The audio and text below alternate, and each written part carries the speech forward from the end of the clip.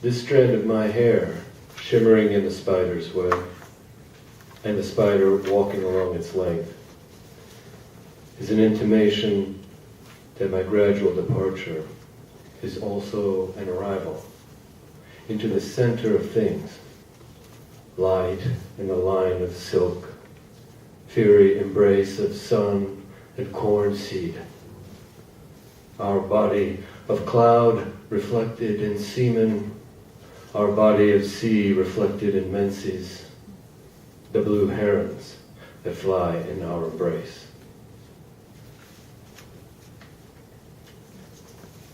Cup reading.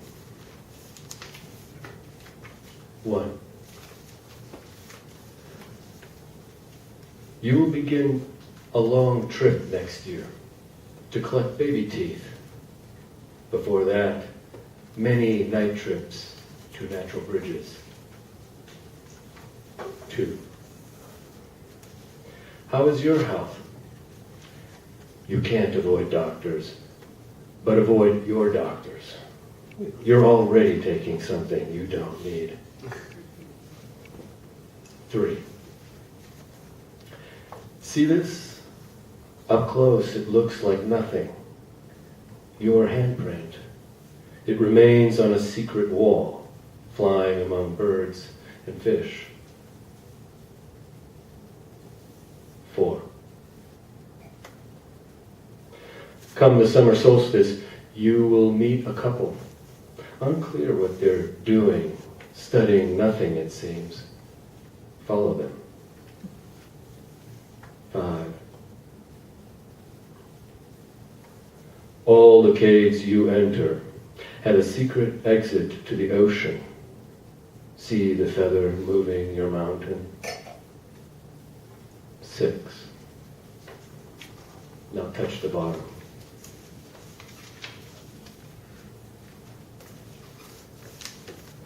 From a dead fox in a suburban backyard.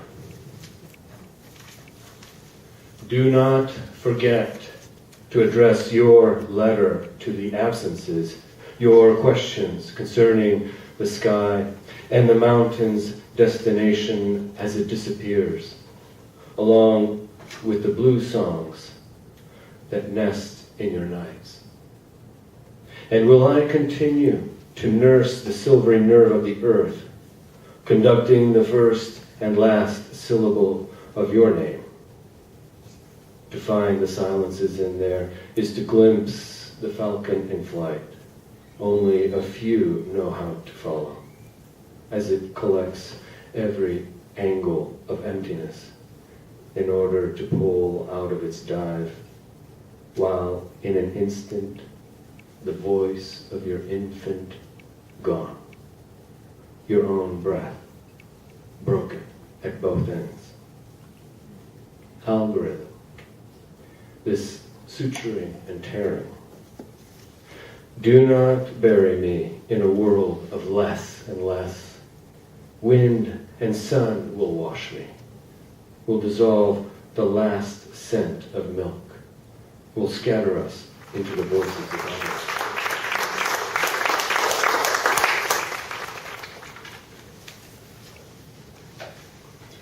Reunion.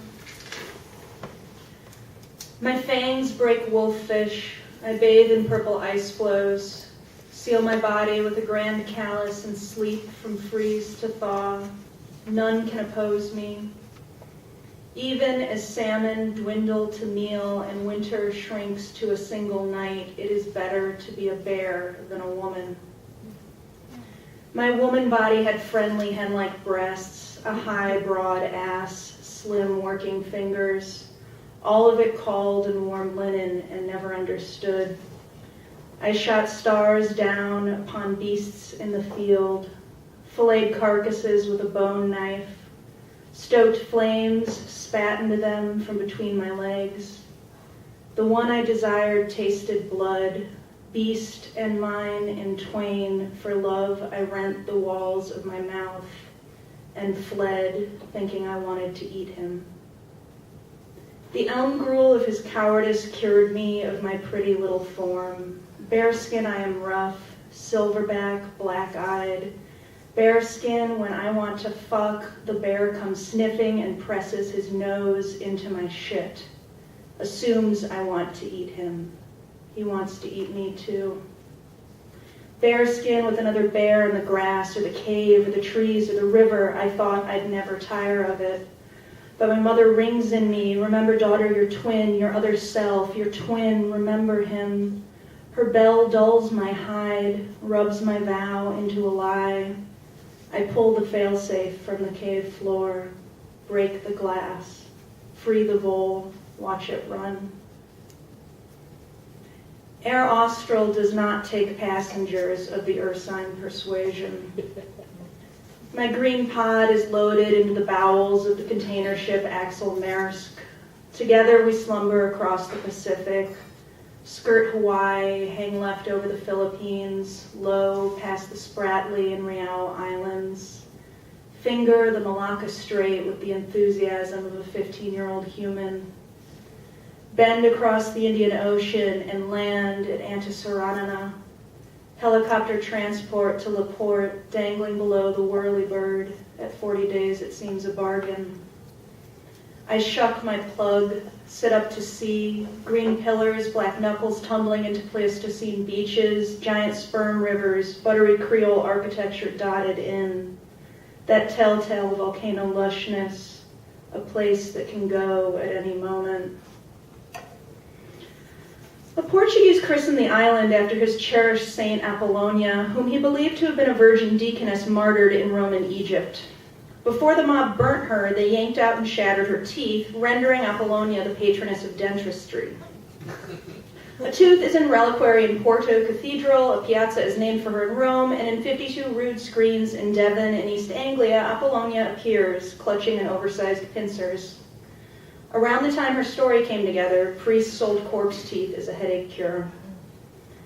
The name didn't last. Another Portuguese named another island for Apollonia, and that didn't last either. The French chose their own nonsensical moniker, stole local children and sent them to continental servitude. Recently, there was a chikungunya outbreak. Joint pain, insomnia, fever, swelling, stiffness, rash, headache. No vaccine, no medicine, prevention via mosquito death. The symptoms linger after the virus leaves the body. The longer I live, the more wearying these human discoveries become. Apollonia was a priestess, not a deaconess, and not a virgin, betrayed by her lover. She'd appreciate the canonization. I do because she was named for me. They did that in the first years of the church, folded me into my twin, made us the same, let out my power like yolk from a pinhole in an egg's flat end. The ridiculous idea that the Portuguese was honoring a saint. We summered here as children. Where did the sailor think his idea came from? Those poor humans headaching all night in the middle of the Indian Ocean, paying for what was done to her, to me. Porto should send the Reunionnais the tooth. The pincers are a nice touch, I will allow. The humans grow lentils, embroider, build temples, speak a decorative and exclusionary patois. Butchers work fat and blood into sausage. Fog wreaths peaks and sea. The largest land animal remains my friend, the panther chameleon. Lava flows. It is not so difficult here to remember my childhood. Live, burnt, my twin and I dove from beaches into shark-rich shallows, from mangroves into streams set with jeweled fish. At night, I shouted stories from the caldera pit, and he paced the rim, measuring the sky. We slept on the beach, in the trees, in the deep hollows separating the Alpin knuckles. Breakfast was when heavy fruit fell on our faces. Moss beneath us, breath our blanket. For our meeting, my twin fashions himself a clever man, discreet and contained, masterful, indistinctly foreign, prone to squint. The kind of human to whom the delivery of a massive pod with heart-shaped air holes is, if not expected, unquestioned. The hotel he has taken for us is old, not by any means the island's finest. They leave the pod in an oblong ballroom painted a maudlin, badly flaking pink. But there is a real wood floor, no laminate here, and seeing it, I understand. Lover of form and discipline, my twin. Creating ballet in his image, the pretender only paid tribute to the real Sun King. When he enters, I want to destroy the pod, charge him, force my wet nose into his mouth. But my twin wants to free me, and feeling his desire, I demur. In no body have I talent for dancing, although I have tried long to learn. My best teacher, a haze of fabric, told me that my elemental gestures, now jerky, now languid, proved my essence. I liked that. Then a spoke caught one of her long scarves, strangling her, and my education ended. Learning did not mean what I thought it did. I tried to cram, staring at words and figures and movements until I lost consciousness. Only then, as my mind unwound and replayed the shapes before the flickering light of dream, did I learn. When I was young, I saw that desire bound the humans, and their want became hatred, so I cloaked myself in moonlight and took to the woods. Occasionally I had to kill one who pursued me there. Good nymphs were hard to find. Like everything else, it became difficult. The role, the pledge to be pure and even half good. So I went out a crone and found a world wrapped in illness and pain, and this ugliness comforted me.